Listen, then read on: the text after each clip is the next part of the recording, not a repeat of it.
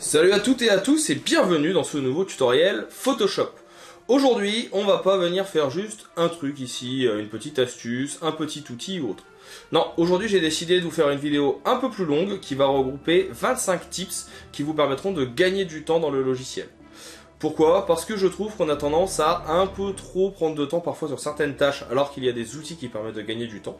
Et surtout parfois on méconnaît des options qui sont des game changers comme on dit, qui vont vous permettre d'avoir un rendement beaucoup plus intéressant. Donc c'est ce que je vais vous faire découvrir aujourd'hui à travers ces 25 astuces. Si jamais vous avez des questions, des remarques ou envie de tutoriels spécifiques, les commentaires sont toujours là pour ça, n'hésitez pas. Si la vidéo vous a plu, un like, un partage, un abonnement, ça fait toujours plaisir et ça permet à la chaîne de se développer. J'espère en tout cas que cette vidéo vous plaira, je vous en souhaite un bon visionnage et je vous dis à tout de suite. Attaquons donc nos 25 petites astuces. On va commencer par une astuce liée au détourage qui vous fera gagner pas mal de temps. Parfois il est compliqué de venir sélectionner un sujet principal dans une composition. Eh bien, il faut savoir que lorsque vous venez ici utiliser votre pinceau sélection rapide, vous avez un bouton qui s'appelle sélectionner un sujet. Si vous cliquez dessus, vous allez dans Cloud, résultats détaillés, et vous cliquez sur sélectionner un sujet. Automatiquement, le logiciel par algorithme va repérer le sujet principal. Ici, notre jeune personne avec un parapluie. Et si vous venez détourer, le détourage est fait automatiquement. C'est intéressant à connaître et important parce que ça vous permet de gagner pas mal de temps. De même, lorsque l'on fait du détourage qui peut parfois être complexe ou que l'on veut aller assez vite, on a la possibilité de venir utiliser un mode qui est souvent oublié, qui s'appelle le mode masque. Pour ça, vous avez un petit bouton qui est juste ici, mode masque, et dont le raccourci est Q. Vous passez automatiquement avec du noir et du blanc, et si vous prenez votre pinceau, maintenant vous allez pouvoir venir peindre. Et tout ce que vous allez peindre ici en noir, là je le peins très rapidement, sera automatiquement surligné en rouge. Et si ce rouge, vous venez maintenant recliquer sur le mode masque avec le raccourci Q encore une fois, vous voyez que tout ce que vous aviez peint, c'est devenu une sélection. Et ça, c'est intéressant à connaître, on a tendance à l'oublier ou à ne pas en tenir compte, et ça permet très rapidement de pouvoir retravailler une sélection. Imaginons, vous avez fait une sélection rapide, voilà, vous avez ici sélectionné votre personnage, et puis vous vous rendez compte qu'il manque certaines parties. Eh bien, vous passez en mode masque, vous prenez votre pinceau, Alt-clic droit pour venir réduire la taille, et vous venez peindre tout simplement en noir sur les zones à ajouter. Ici les chaussures, ici également différents éléments assez rapidement. Vous pouvez venir avec une tablette graphique gagner pas mal de temps et ça permet d'avoir donc une sélection qui pourra être adaptée et qui pourra être retravaillée. Ça c'est une petite astuce que j'aime beaucoup. Autre élément qui peut être intéressant, vous avez fait votre sélection. Donc là on va juste reprendre ici les cheveux du jeune homme. Et puis, en fait, vous aimeriez non pas avoir une sélection, mais un tracé pour pouvoir faire un élément vectoriel. Pour ça, vous allez dans Fenêtre et vous avez Tracé. Ici, vous allez alors avoir la possibilité de venir définir avec le petit bouton Convertir une sélection en tracé que c'est un tracé vectoriel. Et de cette façon, vous pouvez maintenant le remplir comme si c'était une forme. Vous avez le petit bouton qui est ici qui permet de le remplir. Vous avez la possibilité d'en faire un contour et bien d'autres choses suivant vos besoins et vos envies. Et vous voyez que ça marche plutôt bien. Je peux venir ici en reprenant mon outil de plume ou mon outil de flèche, appuyer sur Entrée. Ça supprime le tout et j'ai mon élément qui a fait le contour. Et ça peut créer des effets graphiques, comme vous le voyez assez rapidement ici, et plutôt intéressant. En plus, on peut même venir le faire sur un nouveau calque. On remplit le contour, on efface. Et si besoin, vous pouvez toujours venir modifier en faisant option de fusion. Vous voulez plus du jaune, vous voulez une autre couleur, vous pouvez venir remplir d'un simple clic. Voilà pour cette petite astuce que je trouve assez intéressante. Autre petite astuce qu'on a tendance à oublier ou à méconnaître, c'est la puissance des objets dynamiques. Imaginons, vous avez ici une photo et vous souhaitez y ajouter un petit filtre de flou de profondeur. Mais vous n'êtes pas sûr de ne pas y arriver du premier coup. Vous prenez votre photo, ici je vais la dupliquer avec un CTRL J, clic droit et convertir en objet dynamique. Vous avez automatiquement votre petite photo qui est ici.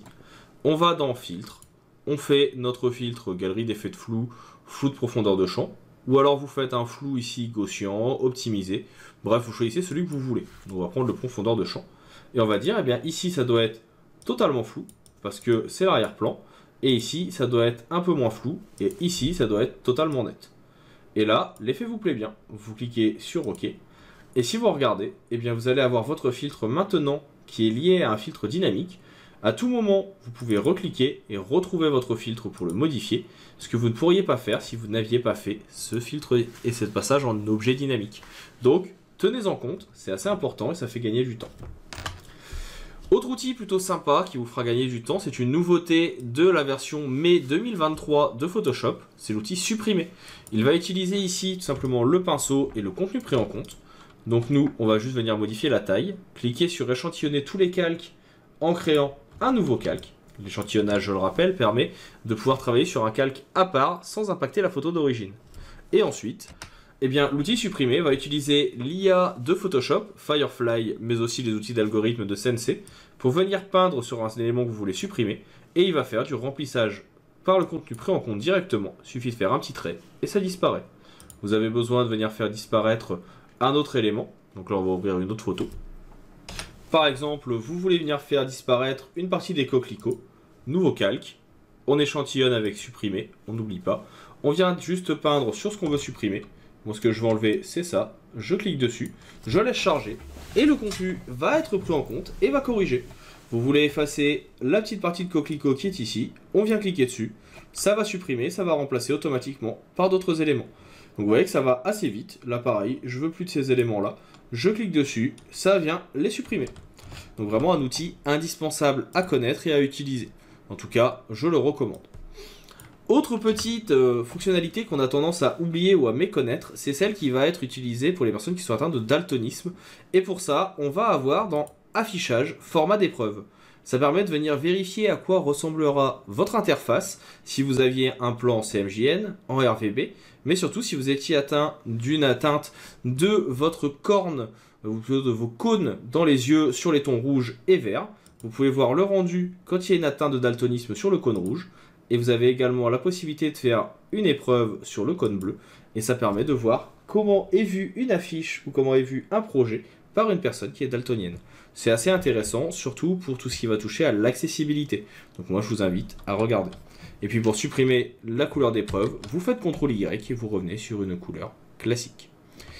Maintenant, imaginons que dans un projet, vous souhaitez avoir plusieurs photos côte à côte pour pouvoir voir le rendu, ou alors pour visualiser les retouches que vous êtes en train de faire. Eh bien, c'est possible. Vous pouvez aller dans Fenêtre, vous avez ici Réorganiser, et vous pouvez mettre, comme vous le voyez, deux photos côte à côte. Ce que je vais faire ici, par exemple, c'est mettre deux vignettes horizontales, ou bien venir faire ici deux vignettes verticales, et donc, automatiquement, vous avez vos images qui apparaissent côte à côte. Autre petit élément intéressant, donc là je vais rouvrir la photo que je viens de fermer, c'est la possibilité de venir faire ce qu'on appelle du match color.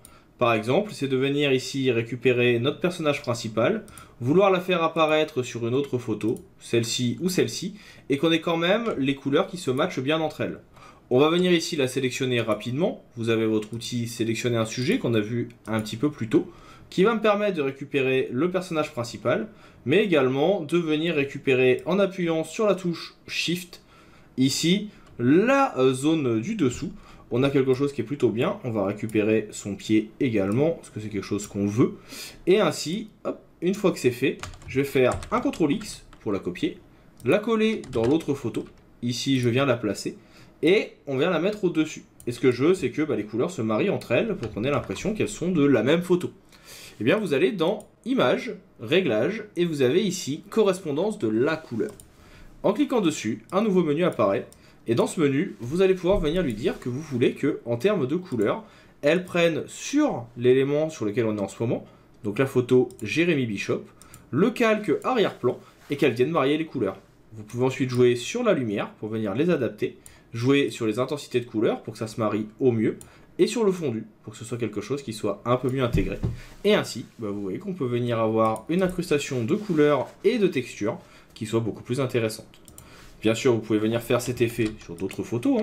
On peut très bien venir la placer, que je retrouve ici, la bonne photo sur celle-ci. J'agrandis énormément pour que ça prenne quand même l'intégralité de mon espace. On a notre personnage. C'est pas forcément encore parfait, mais vous aurez compris le principe. Ici. On va aller dans Images, Réglages, Correspondance de la couleur. On lui dit qu'on est sur le calque qui est donc celui-ci, qu'il faut prendre comme calque de référence l'arrière-plan. On va jouer un peu encore une fois sur la luminance, l'intensité des couleurs et le fondu. Et automatiquement, vous voyez qu'on va essayer de récupérer la bonne lumière, les bonnes couleurs pour avoir quelque chose d'un peu plus intéressant et un peu plus adapté. À vous d'adapter, bien sûr, suivant les besoins. Mais c'est une petite technique qui marche plutôt bien. On va ensuite avoir la possibilité de venir faire ce qu'on appelle des masques vectoriels. Les masques vectoriels, ils vont bien avec ce que j'ai présenté tout à l'heure. Par exemple, le fait ici d'avoir sélectionné nos éléments.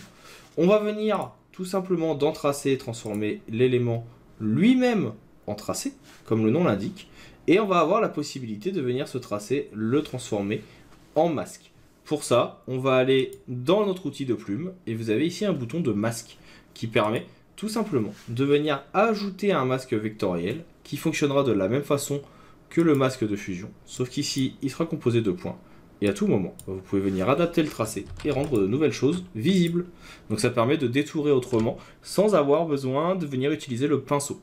Ça permet de reprendre les sélections et d'être quelque chose qui soit modifiable et non invasif, on va dire, et non destructif sur la composition.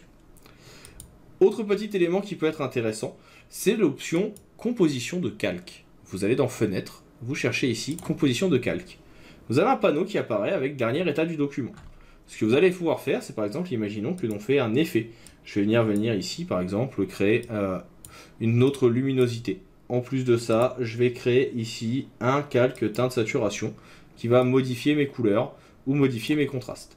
Je vais pouvoir venir cliquer ici sur le petit plus, choisir de prendre en compte la visibilité, la position, les styles de calque et cliquer sur OK. Et maintenant, je vais pouvoir venir tout simplement à tout moment, si j'ai des modifications par exemple d'un calque, celui-ci par exemple, si je viens le décaler, si je viens le rendre invisible, si je viens l'adapter, donc là je viens par exemple prendre invisible celui-ci, eh bien je peux venir dire que je veux avec les calques visibles et ici avec les calques non visibles. Et donc ça permet de pouvoir voir des déclinaisons d'un élément en quelques instants. Déclinaisons qui sont prises en compte avec, et comme on le voit ici, la visibilité d'un calque, son positionnement, et si on a fait des effets de style de calque, type ombre portée, lueur externe, biseautage, estampage, etc. Et bien sûr, on a également les sélections de composition qui peuvent être prises en compte. Ça vous permet très rapidement de pouvoir venir donc présenter plusieurs positionnements, plusieurs mises en page d'un document.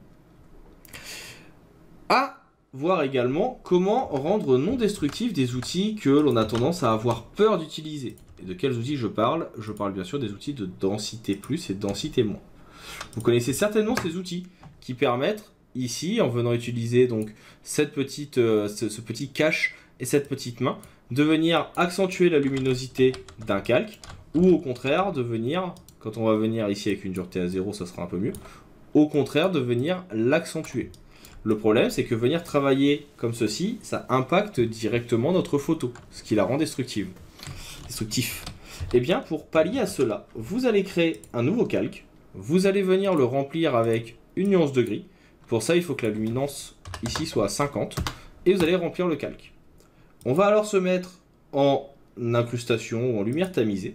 Et si maintenant vous venez peindre avec lumière densité plus ou densité moins, et bien vous voyez que vous allez pouvoir venir modifier la lumière. Vous allez pouvoir venir utiliser les différentes options de cet outil sans impacter la photo d'origine et ainsi être non destructif. Ça, c'est plutôt pas mal et c'est intéressant de le savoir. On peut avoir également parfois envie de modifier la ligne d'horizon de notre photo. Là, on est sur une ligne d'horizon qui est droite, mais peut-être qu'on aimerait avoir une ligne d'horizon un peu déstructurée. Comment faire? Eh bien, quand vous êtes sur votre outil de recadrage, ici on va se mettre sur un rapport classique, on va venir reprendre notre photo en longueur comme elle est, et au lieu de venir ici utiliser juste cette option, on va utiliser désincliner.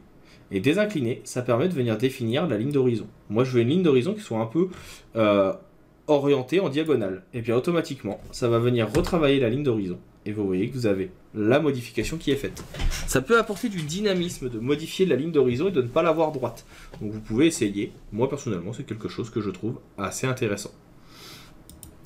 Autre petite astuce, ça se rapproche de quelque chose qu'on a déjà vu tout à l'heure, mais en plus de l'option supprimer, vous avez également une option qui permet de faire du remplissage basé sur le contenu.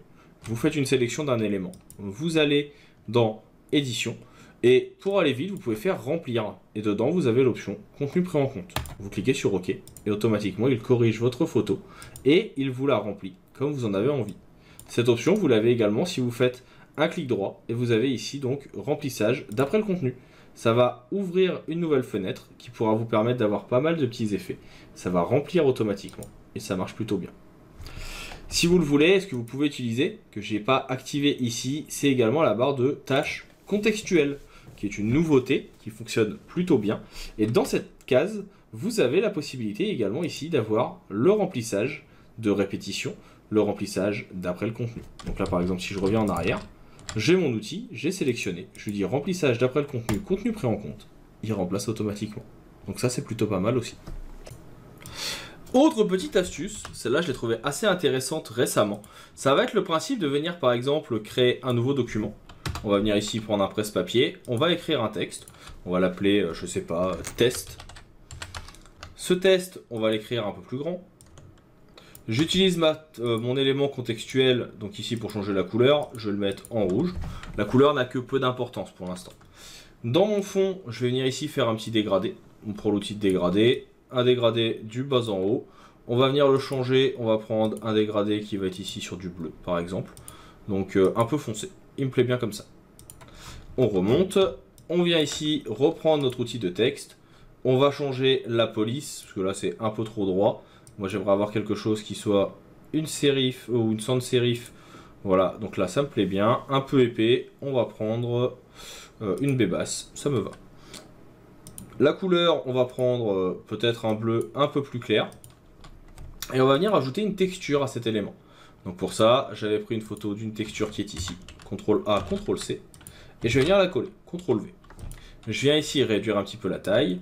Et je viens venir la tourner pour qu'elle soit dans le sens de la longueur de notre texte. Et je vais venir l'intégrer. J'appuie sur Entrée. Et ensuite, j'appuie sur la touche Alt pour faire un calque d'écrêtage. De cette façon, vous voyez qu'elle apparaît juste ici. Par contre, j'aimerais que sur les zones qui sont blanches, eh bien, je n'ai pas ici cette couleur, mais que j'ai la couleur d'origine de tout à l'heure, avec des effets de fusion qu'on va ajouter. On va aller dans Test. On va faire Option de fusion. Ça nous ouvre une nouvelle fenêtre. Moi, je vais mettre par exemple un effet de biseautage. Alors, je prends un effet de biseautage un peu kitsch. Hein, c'est juste pour donner un effet de relief un peu sympa. Vous en avez plusieurs, hein, vous pouvez tester. Et là, donc, comme je disais, c'est ne plus avoir ici la partie blanche, mais avoir une autre couleur. Donc, je vais aller dans Option de fusion. Et ici, vous avez deux options. Ce qu'on appelle le Blend If. Et ce Blend If, donc vous allez pouvoir venir le déplacer. Ce qui, vous voyez, va faire disparaître les zones sombres. Ou au contraire, ici, il va faire disparaître les zones lumineuses. Et en fait, si vous appuyez sur la touche Alt, vous allez pouvoir venir séparer les deux. Ce qui va permettre d'avoir quelque chose de beaucoup plus précis. Et donc là, je peux venir effacer mes zones blanches ou mes zones sombres. Là, on prend le calque actif, mais on peut venir également prendre le calque du dessous. Et calque du dessous, eh bien, c'est tout simplement ici notre calque de texte. Et donc là, vous voyez que ça me permet de venir adapter le tout. Je peux venir également jouer sur les différentes couches ou les différentes couleurs. Mais vous allez ainsi pouvoir venir blender de façon efficace votre élément. Et donc là, si vous l'accentuez, si vous venez écarter avec Alt, vous pouvez garder certaines couleurs, vous pouvez garder certaines textures, et ainsi récupérer le tout. Donc ça, c'est assez intéressant à utiliser, et on a tendance à l'oublier. Donc voilà pour ce petit effet. Donc ça, c'est assez intéressant, je trouve que ça marche plutôt bien, et c'est important de tester le Blend If, parce que ça permet quand même pas mal de petites choses. Autre petite option qui peut être intéressante, parfois quand on prend des photos, par exemple comme celle-ci, on a des éléments qui ne sont pas optimales en termes de balance des blancs. La balance des blancs, c'est tout simplement d'avoir le pixel le plus blanc, justement qui soit en blanc et qui ne soit pas d'une autre couleur ou trop gris ou trop sombre. Vous pouvez utiliser le calque de courbe pour ça. On a tendance à l'oublier, mais le calque de courbe, c'est son utilité à la base. Et ici, vous allez pouvoir venir, en venant prendre les différentes pipettes, redéfinir cette balance des blancs.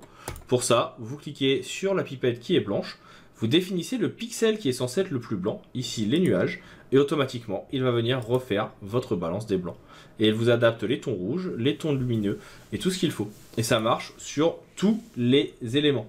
Donc là, par exemple, ici, je peux venir refaire une balance des blancs avec ma courbe. Je viens ici définir que la couleur blanche, c'est celle-ci. Et il adapte. Ou alors vous pouvez partir du principe que c'est un des éléments qui est ici. Et il adapte également. On a tendance à l'oublier parce que la balance des blancs est faite en général automatiquement sur les appareils photo. Mais elle n'est jamais parfaite. Et donc vous pouvez la retravailler en automatique. Et si vraiment vous le souhaitez, vous avez même un bouton automatique qui vous le fait ici encore plus rapidement pour modifier les contrastes. Donc ça, c'est deux petites possibilités qui sont offertes par l'outil qu'il est intéressant de connaître. Lorsque vous travaillez sur un projet, vous pouvez avoir aussi besoin parfois de mettre des repères. N'oubliez pas que lorsque vous êtes dans dans affichage, que vous êtes dans ici repères, vous avez nouvelle disposition de repères. Vous pouvez ainsi définir les colonnes, les rangées, mais également les marges de votre document pour venir travailler efficacement. Encore une fois, c'est quelque chose qu'on a tendance à oublier ou à méconnaître, mais ça permet de venir mettre en place des grilles et des éléments facilement utilisables pour hiérarchiser les infos. Et en plus, vous avez des principes de colonnage allant jusqu'à 24. C'est souvent utilisé pour de la mise en page d'ouvrages ou de sites internet. Et donc tout ça, c'est dans Nouvelles dispositions de repères. Lorsque l'on a une photo également d'un paysage, ce qui peut être intéressant, c'est de venir avoir un effet de lens flare ou de halo. Ça tombe bien, on a un petit filtre qui permet de faire ça. On va créer un nouveau document. Ce document, on va venir le remplir avec un pot de peinture en noir. Et on va venir le mettre ici en produit, en obscurcir, en éclairci. Voilà, il y a plusieurs solutions, à vous de tester. Nous, ce qu'on va venir faire, en tout cas, c'est qu'on va le mettre ici en objet dynamique. On va le remettre en éclairci. Et on va venir faire filtre, rendu et halo. Et pourquoi? Alors pas nuage, on a dit halo. On va cliquer au bon endroit, c'est mieux. Pourquoi je l'ai mis en éclairci? Parce que là, je peux maintenant mettre ma source de lumière, définir celui que je veux, hein, vous en avez plusieurs. On peut augmenter la luminosité, le mettre en extérieur et autres. Et en fait, vous voyez que ça permet de venir ajouter un soleil sans prendre en compte le reste. Et vous avez les petits lens flares qui sont disponibles. Si vous le mettez dans d'autres modes, vous voyez que ça va modifier pas mal de choses. Mais éclairci et superposition, ça permet d'avoir un effet sympa. Sur superposition, vous avez même l'effet de lens flare qui est beaucoup plus poussé. Et si vous voulez le modifier, comme on est sur un objet dynamique, bah vous avez juste à venir l'agrandir, l'effet s'accentuera. Donc ça, c'est plutôt sympa. Parfois, vous pouvez avoir besoin de venir changer une couleur très rapidement. Pareil, vous avez un petit calque de réglage qui est indispensable à connaître pour ça. Vous venez cliquer ici sur teinte saturation, et en venant cliquer sur la petite main, vous pouvez choisir la couleur à modifier, et si vous changez les teintes maintenant, vous voyez que vous ne changez que les pixels qui étaient de cette couleur-là. Et donc là, ça peut me permettre de venir changer la saturation, mais les couleurs également, de ma couleur. Et ici, c'était le rouge, mais si j'avais voulu venir le faire sur une autre photo, par exemple ici, on va revenir en arrière, on veut changer le bleu, on fait hop, teinte saturation, on prend la petite main, on clique sur le bleu, et donc là, si je change, je vais changer juste la tenue de mon personnage. Donc ça, c'est plutôt pas mal aussi, et assez rapide à prendre en main. Autre petite chose qui peut être intéressant, c'est le remplacement de couleurs. Ça peut être utile pour venir remplacer des éléments qui auront des fonds qui ne sont pas trop colorés, ou au contraire qui sont mal colorés. Ce qu'on peut faire, alors je recherche la bonne photo, c'est celle-ci. Moi j'aimerais bien changer par exemple ici la couleur de mon parapluie. On va aller dans Images, Réglages, et vous avez ici donc remplacement de couleur. Ça ouvre un nouveau panneau. Vous allez sélectionner votre couleur ici qui est le rouge, et maintenant vous pouvez venir modifier la teinte, augmenter la tolérance pour que ça vienne modifier tout le rouge de la photo. À vous de définir ce que vous voulez faire et comment vous voulez le remplacer. Autre élément important, petite fonctionnalité qu'on a tendance à oublier, quand vous allez dans édition, vous avez remplacement du ciel. Ça va permettre automatiquement au logiciel de reconnaître le ciel d'une photo et il va vous proposer une autre photo de ciel pour le remplacer. Plusieurs possibilités sont présentes dans le logiciel et il va essayer d'adapter le reste de la colorimétrie pour que ça passe bien. Vous pouvez venir importer vos propres photos et ainsi créer des effets graphiques très intéressants. Les options restantes, décalage de contour, contour atténué, vous permettent d'avoir une très bonne fusion de votre ciel avec une modification de l'échelle de la photo de base, une symétrie ou des réglages de superposition. Vous cliquez sur OK une fois que c'est fini, il vous crée un groupe pour que ça soit non destructif et vous voyez que ainsi on a notre modification qui est quand même plutôt pas mal.